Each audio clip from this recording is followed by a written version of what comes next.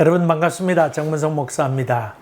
하나님의 은혜가 이 성경 공부하는 모든 분들에게 충만하기를 주의 이름으로 간절히 기원합니다. 기도하겠습니다. 은혜로우신 주님, 말씀을 먹는 동안에 이 말씀이 우리 영의 양식이 되도록 도와주시옵소서. 또 저희들 잘 소화되도록 하옵소서. 예수님 이름으로 기도하옵나이다. 아멘.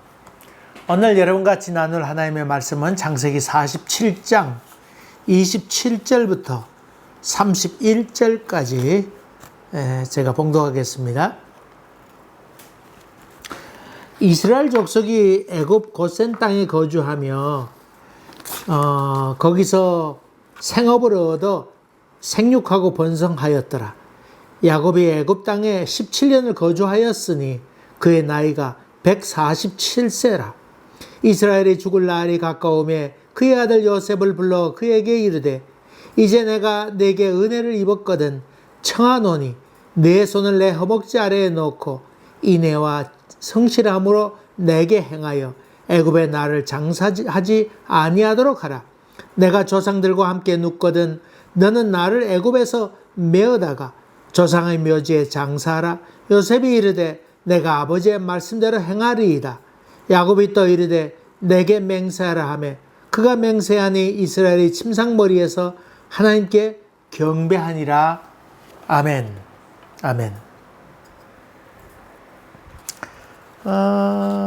여러분 성경 공부하는 또 준비하는 즐거움 가운데 하나는 성경에 나타나는 말씀도 있지만은 나타나지 않는 말씀도 있잖아요. 그걸 가지고는 어떠했을까 그렇게 유추하고 추리해보는 즐거움도 상당히 큽니다. 그러니까 어떤 의미에 본다 그러면 성경 읽을 때 영적 상상력도 참 도움이 되지요. 그러나 아무렇게나 영적 상상력을 펴서 펼치면 안 되지요. 거기에 한계라고 하는 제한된 것이 있는데 그것은 그 당시 문화라고 하는 것을 떠나서는 안 되지요. 그 다음에 역사적인 배경, 또 인간의 심리, 환경, 그리고 여러 가지 얽히고 설킨 여러 가지 이야기들, 그런 것들에 근거해서 추리를 해야 되지요. 그렇지 않을 때 한계를 벗어나게 되면 곡해하게 되고, 그것이 이단이 되고, 3단이 되기도 하지요. 그러나 어쨌든 그 한계를 보고, 맨 마지막에는 이 주석을 보는 것도 귀한 일입니다. 물론 어느 정도 숙달이 되면 그렇게 할 필요도 느끼지 않지만은, 그러나 주석이라고 하는 것이 그것을 그들이 가졌던 생각을 가져오려고 하는 것 아니고 내가 상상하고 내가 생각했던 것 넘치지 아니할까 그런 기준을 이 오랜 몇천 년 동안 내려왔던 그런 기독교적인 주석했던 여러 가지 것들을 잘 판단해보는 잣대 역할하는 것이 주석이라고 볼 수 있지요. 여러분은 야간에 운전한 거 어때요? 야간에 고속도로 이렇게 운전해 보셨죠? 별로 차가 없는데 그저 빨간 불만 앞에 달려가는 차에 빨간 불만 이렇게 보일 때가 있죠. 물론 추월해 가서 갈 때가 많이 있지만은 잘 달리는 차가 있으면 그 뒤에 불빛만 보고는 이렇게 쫓아가는 즐거움도 크지요. 그 즐거움 큰 것 이유 가운데 하나는 이 운전하는 사람이 정말 어떤 마음으로 또 어떤 옷을 입었고 어떤 구두를 신었을까, 또 남자일까 여자일까, 아니면 가나다 몬트리올 같은 경우는 어느 피부색은 어떨까, 어느 나라 사람일까, 어느 출생지일까, 그런 것도 상상해 가면서 이렇게 운전하게 됩니다. 그리고는 브레이크 밟지 않아야 될 때에 그 뒤에서 보면 잘 보이잖아요. 브레이크를 밟는 모습 보고 왜 저 사람은 저기서 브레이크를 밟았을까 그렇게 생각하고, 또 휴게소에 그 차가 쉬러 들어가게 되면 따라 들어가서 이 사람은 내가 생각했던 것 같구나, 아니면 좀 다르구나, 그런 생각도 해보는 즐거움이 있지요. 그래서 내가 생각하는 거 일치할 때 내가 생각한 거 맞구나, 그런 생각 재미있죠. 성경 공부의 즐거움도 좀 그런 것이라 볼 수 있습니다. 오늘 창세기 47장으로 들어가 봅시다. 여러분 이민자로 살다가 흔히 조국에 가서 묻히고 싶다 그런 사람들 종종 만나게 되지요. 연세가 들고는 내가 죽거든 고구에 묻어달라고 하는 사람도 있고, 아니면 나이 들어서 다시금 65세 이상 되면 시민권 주니까 이중 국적을 허용하니까 그렇게 들어가는 사람도 종종 있습니다. 물론 재산이 있을 경우 그 뭐 시민권 버리지 않고 사는 사람도 있습니다만은, 어쨌든 간에 그 고국에 가서 죽겠다고 하는 사람들의 마음은 뭐 이해가 됩니다. 지금까지 거기서 오랫동안 살았는데 그리움도 있을 거 아니에요. 그러나 또 이해가 되지 않는 것 중에 하나는, 거기 조국의 땅이 좁은데 거기 가서 죽으려고 할 건 무엇일까? 좁은 땅덩어리에 한 사람한테 좀 비켜줘야 사람이 살 수 있는 땅이 넓어진 거 아닙니까? 안 그래도 땅이 좁아서 온 국토가 묘지가 될 판인데 거기 묻힐 필요가 있을까? 더군다나 예수 믿는 사람들은 부활할 거로 믿고 하면 어디든지 부활하면 어때요? 또 굳이 또 뭐 땅에 묻어야 될 이유가 뭡니까? 하나님의 능력이 함께 하시면 아이고 어떻게든지 또 부활할 거 아니에요. 저 같은 경우에는 뭐 죽으면 화장해달라고 그랬고 뭐 이렇게 묘비도 세울 것 없다 그냥 뿌려달라고 그렇게 얘기를 해놨습니다. 천국 가면 되지 뭐 그걸 밀어넣고 뭐가 있어요. 그런다 어쨌든 저기가 묻히고 싶다고 하는 그들의 생각에 대해서는 이해는 되지요. 이해는 됩니다. 야곱이 애굽에 와서 130살에 애굽에 와서 17년 동안 살았으니까 147살이 됐잖아요. 이제 죽을 날이 가까웠다는 것을 좀 느끼게 되니까, 진이 점점 쇠하게 되는 걸 느끼게 되니까 요셉을 부르게 됐죠. 요셉도 바빴잖아요. 총리가 뭐 그렇게 한가할 거예요. 물론 밑에 사람이 있습니다만은 그래도 결정해야 될 일이 많이 있는데 바빴을 거 아니에요.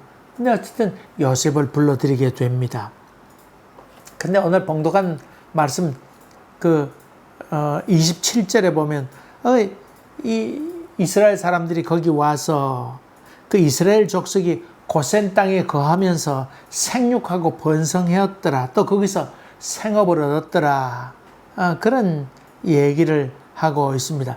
생육하고 번성했다. 사실 17년밖에 되지 않았으니까 생육하고 번성할 뭐는 없었잖아요. 물론 손자가 있어서 손자가 뭐 70명이라고 몽땅 다 합해 70명이라고 하지만은 손자들이 커서 일찍 장가간다 할지라도 뭐 17년 돼야 겨우 이제 이제 겨우 손자를 한두씩 난다고 그래도 얼마 되겠어요. 뭐 한 100여 명, 뭐 많아야 200명 정도 되지 않았겠어요. 그럼에도 불구하고 생육하고 번성하였더라. 이 말은 꼭 뭐 숫자가 늘었다고 하는 것보다는 거기에 생업을 잘 얻어서 거기서 정착을 잘했다, 확고하게 정착했다, 그런 의미겠지요. 17년밖에 안 됐으니까. 이제 그런 상황 가운데 야곱도 만족함을 느꼈겠고, 그러면서 또 하나님께서 애굽으로 가나안 땅으로 돌아오겠다고 한 약속을 생각했지만은 진이 자기가 쇠하게 된 것도 느끼게 되고, 그 아들 요셉이 있지만은 그 상황 가운데에 그러기가 쉬울까? 가나안 땅에. 그럼 내가 이 몸으로 가나안 땅에 어떻게 또 돌아갈까? 아마 그런 생각도 했겠지요. 그래서 이 죽음을 생각했던 이스라엘 야곱이죠. 야곱이 아들 요셉을 부르게 됩니다. 그리고는 이 손을 자기 허벅지 밑에 놓도록 그렇게 맹세를 시킵니다. 첫째로는 애굽에서 나를 장사 지내지 말아달라. 그건 두 번째로 그럼 어디냐? 조상들의 묘지에 내가 묻혔으면 좋겠다. 조상들의 묘지라고 하는 건 아브라함, 이삭이 묻혔던 막벨라 굴, 가나안 땅에 있는 막벨라 굴 아니겠어요? 거기에 자기 할머니도 거기 묻혔고 또 어머니도 거기 묻혀 있죠. 그리고 또 그의 아내 레아가 거기 또 묻혀 있잖아요. 거기 묻혔으면 좋겠다. 거기에 대해서 요셉이 그렇게 하겠노라고 답을 하지요. 총리되었던 그 요셉이 그 뭐 명령 하나로 쉽게 될 것 같지만은 공직에 있는 사람 더군다나 공과 사를 잘 구별했던 요셉이 그것을 지키기는 참 쉽지 않은 일이었습니다만은 그 아버지의 명령에 그는 기꺼이 순종하겠다고 답을 하게 되지요. 여러분, 그런데 왜 이 야곱은 자기 고향 땅 가나안에 그렇게도 묻히려고 했을까요? 쉽게 말하면 거기에 집착하려고 했던 걸까요?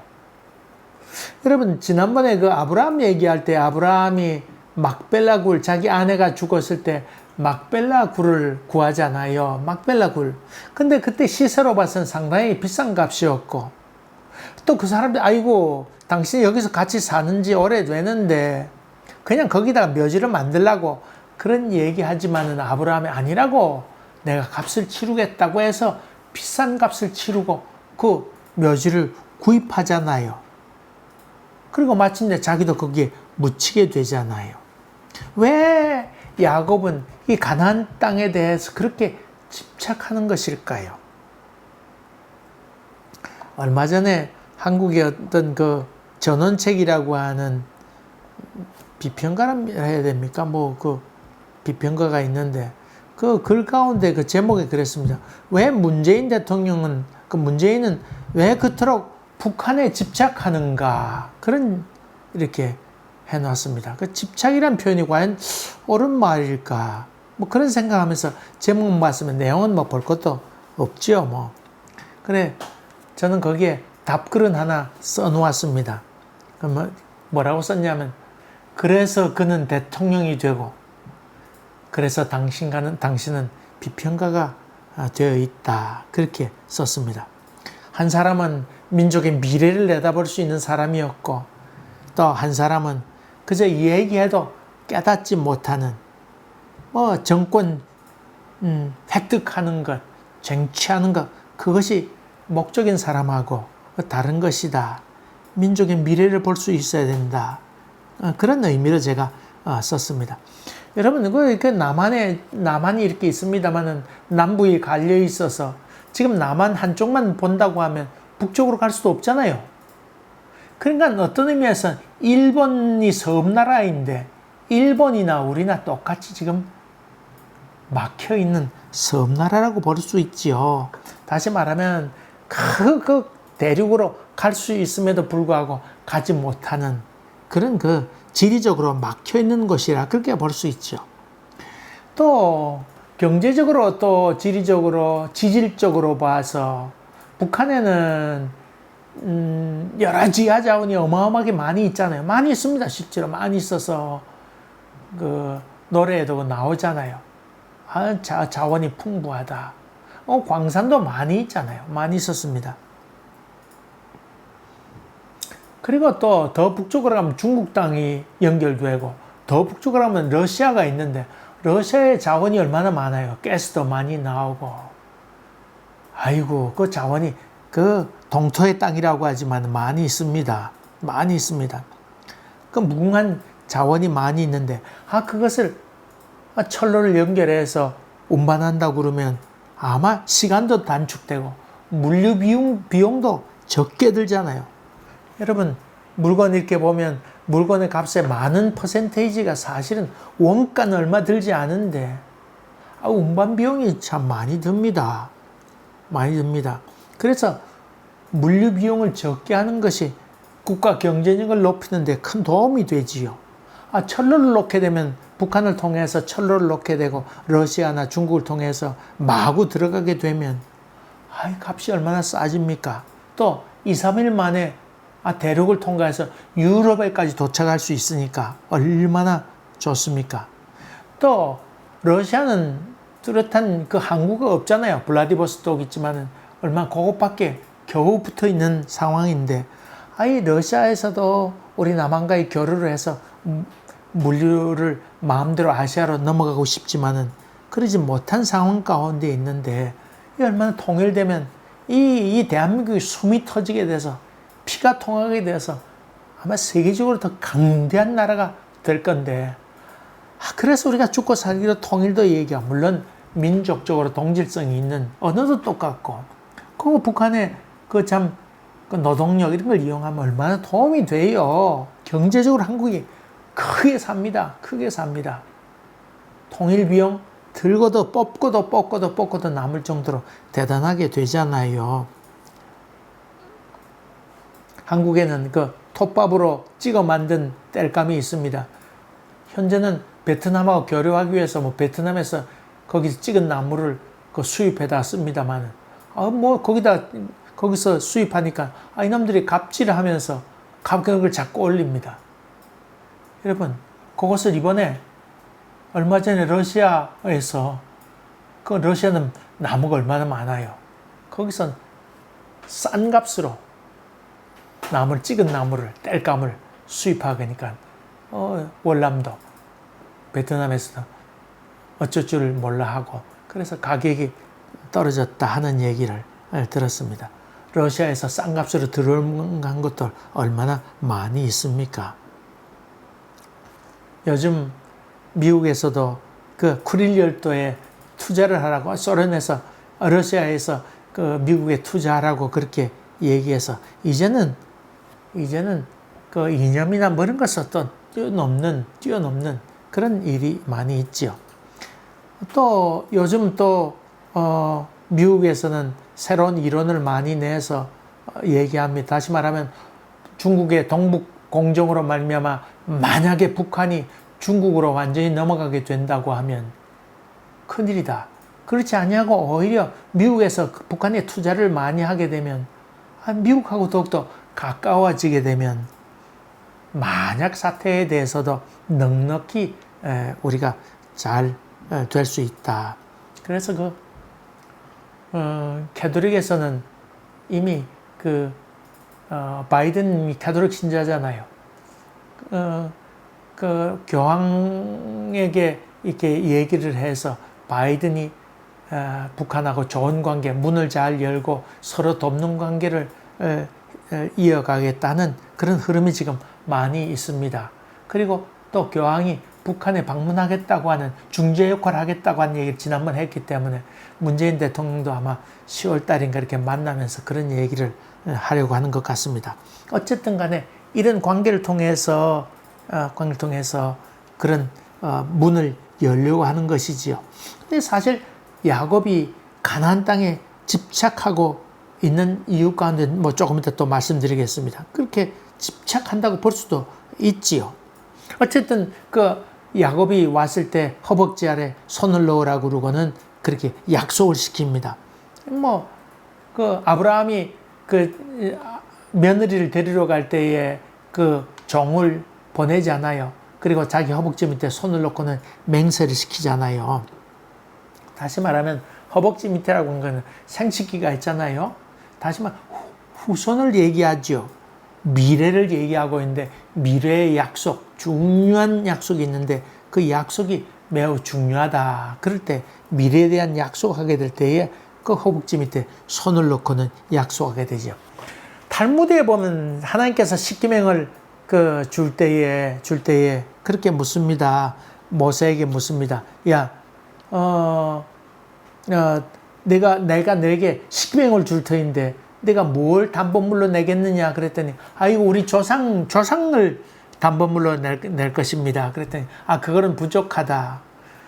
그래서 이번에는 모세가 그러면 담보할 것은 우리 예언자들을 담보를 하겠습니다. 그것도 부족하다.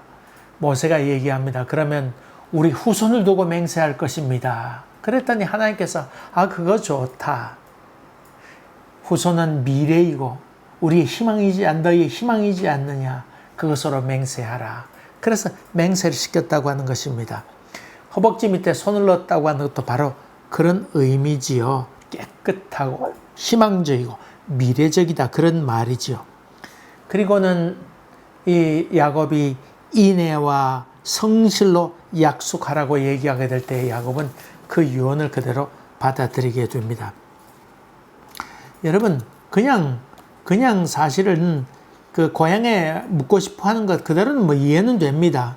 수많은 독립운동가들이 투쟁하고 독립운동하다가 해방을 보지 못하고 죽게 될 때에 고국을 그리워하게 되고 내 몸을 그 조국에 묻어달라고 죽어가면서까지라도 고국에 묻히고자 하는 해방을 기대하는 그런 의미로 볼 수 있겠지요. 그런데 이 야곱에게 있어서는 이 가나안 땅은 약속의 땅이었습니다. 하나님께서 약속의 한 땅. 아브라함이 비싼 값을 주고라도 매장지를 구입하려고 했던 그 마음, 이 땅은 하나님께서 내게 선물로 준 땅이니까, 하나님께서 점지해 준 땅이니까 일반 땅과는 다르다. 이 땅은 특별하게 중요한 땅이라고 하는 것이 그 의미입니다. 동시에 이 땅은 하나님께서 예언해 주신 것인데 그 약속한 것을 성취할 것. 그 하나님께서 이 약속의 땅을 우리에게 줄 것이라고 하는 커다란 확신, 이것이 있었기 때문에 그냥 주면 주고 말면 말고가 아니고 이 땅은 틀림없이 하나님께서 나에게 준 약속의 땅이니까 틀림없이 내 땅이다 하는 그런 의미가 담겨 있죠. 유대인들이 2000년 동안 아니면 그 전부터 유랑의 민족 아니었습니까? 1948년도 드디어 팔레스타인 땅에 이제 들어가게 됐는데, 원래는 그 뭐 영국에서도 그렇고 여러 유대인들도 아르헨티나나 이런 곳에 남미 쪽에 남미도 그 당시 아르헨티나 땅이 좋았거든요. 거기에 팔레스타인의 나라를 건설하게 되면 또 싸워야 되잖아요. 그러니까 그렇게 하지 말고 아르헨티나에 땅을 줄 테니까 거기 나라를 건국하라고 하는 그런 조건도 많이 제시하고, 그들도 그렇게 생각도 많이 했습니다만은 그러나 그렇게 하지 아니하고 들어가게 되지요. 그리고는 들어가면서 가나안 땅에 들어가면서 저들이 했던 것은 이 땅은 우리 아브라함의 하나님, 이삭의 하나님, 야곱의 하나님, 그 우리 조상들이 여기 묻힌 땅이라고 하는 것, 돈 주고 산 땅이다, 이게 우리 땅이다, 소유권을 주장하게 되지요. 몇 천 년이 지났지만 유랑하는 민족으로 살다가 그러면서 언어도 다 많이 잊어버려서 보니까 많이 잊어버리고 그랬는데, 이 해방 나라를 세우기 위하여 저들이 사전도 만들고 언어도 다시금 정립하고 그렇게 해서 그 준비를 오랫동안 했더만요. 내가 이 탈무드 이렇게 탈무드 책을 보면서 샤이니아라고 하는 사람이 쓴 탈무드를 보면서 거기 그 투쟁의 역사를 쭉 봤더니 얼마나 많이 투쟁했는지 몰라요. 그 독일 나치 밑에 있을 때 저는 왜 저렇게 무기력하게 죽어갔나 그렇게 생각했는데 그게 아니더만요. 수많은 유대인들이 그 독일 정권에 한 거에서 레지스탕스로 많이들 나와서 많이 죽었더만요. 또 게토 분리되어 있던 곳에서 목숨 걸고 총을 뺏어서 싸운 적도 많이 있더구만요.